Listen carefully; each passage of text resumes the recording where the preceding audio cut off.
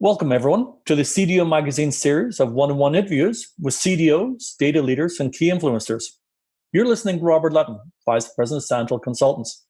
And I'm coming to you today from Toronto, Canada, working on the CDO Magazine, MIT CDO IQ Symposium, and the International Society of Chief Data Officers. Today, I would like to introduce Tom Dunlap, CDO of London Stock Exchange. Welcome, Tom. Thank you. Happy to be here. It's a pleasure to have you. If I may, I'd like to start off with a couple of background questions to get our audience a little bit more familiar with you and the organization. First of all, can you tell us a little bit about the London Stock Exchange Group? Yes, absolutely. We are a global markets infrastructure provider. Our products and services cut across all ends of the investment spectrum. We're a global exchange. We support clearing, trading, and we support indices. We collect, own, and distribute financial and market data globally. We've got about 5,000 employees globally. We're growing rapidly in North America. In fact, I'm based in the Charlotte area.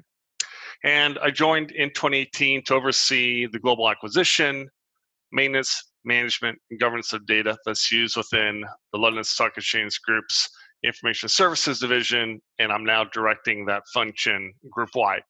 A lot on your plate, it looks like, Tom. And you mentioned that you're in South Carolina? Did I get that correct? Yeah. Yes. So that's funny from an organization that's obviously based in the UK. How did you end up in South Carolina getting this job? Is that where the location was, or was it just that's where you were and you were the best person for the job? Well, it's a little bit of a combination of a few things. We do have a sizable operation based in Fort Mill, South Carolina, which is a community of the greater Charlotte area. And I really had three options for location. One would have been in London, the other in New York. And they were also looking for a site lead as well in the Fort Mill area. And given that I've got some personal connection, needs to be close to a family and others in the Florida area, South Carolina not being so far worked out quite well. So it is a global function, and we've been able to make it work, right? And especially in the current environment of virtually working remotely, it still works well. So I'm quite happy about it. Indeed, it does. If I might ask, how did you get started in data management, data analytics? Sure. So I grew up in financial service and within data management. I've got about 30 years financial services industry experience across a wide range of data management and operations leadership roles. Most recently, I was a senior consultant and advisor to Raymond James Financial and a fintech company called Lingotech on enterprise data management and technology. Before that, I had 18 years with Goldman Sachs in a number of different operations and data leadership assignments. And prior to that, I was at Citibank for another 10 years as well. So, and you just covered there that you've been in data leadership arena and the financial arena for almost 30 years. Indeed, yes. Well, I don't know what you're doing right, but the fact that you don't have many gray hairs, that's congratulations there, Tom. So let me get into some of the key questions that we like to ask our CDOs. One of the questions that comes up is that, and again, we're looking for your opinion here. Why do you think an organization needs to hire a CDO? Look, I think it's an important question, an important point. We need to effectively understand where and how data comes from. Do we feel like our data is safe? Do we believe we're getting commercial full value from our data? Are we harvesting and processing our data efficiently and effectively? And is our data organization clearly and effectively designed, and are we leveraging all the right geographies? I think that really comes into a point of view of, do we understand from a data lifecycle who, how, what, where the data is occurring?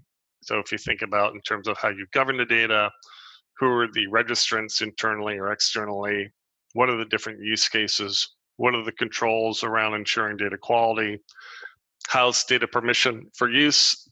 What are the metrics in terms of service levels and consumptions? And all that needs to be well understood and effectively contained in a type of registry to understand the relationships as well between producers of data, consumers of data, and then ultimately the guardrails for how data is stewarded.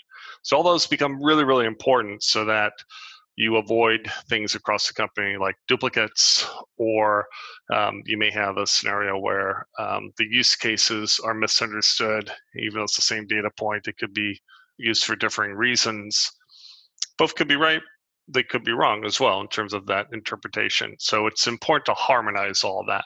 And obviously, that's one of the reasons why you feel an organization is to hire a CDO, so that person becomes the focal point for those roles, responsibilities, rather than another executive of the organization, because they're specifically dedicated towards that.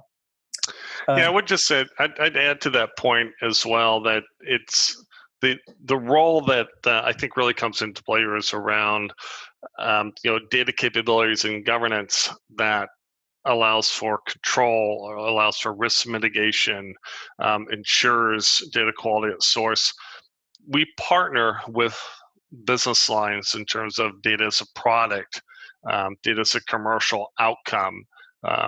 In my arena, my experience, what we're bringing as value add in the chief data officer realm is more around the non-product data strategy. There's product professionals we work with on the commercialization aspect as well.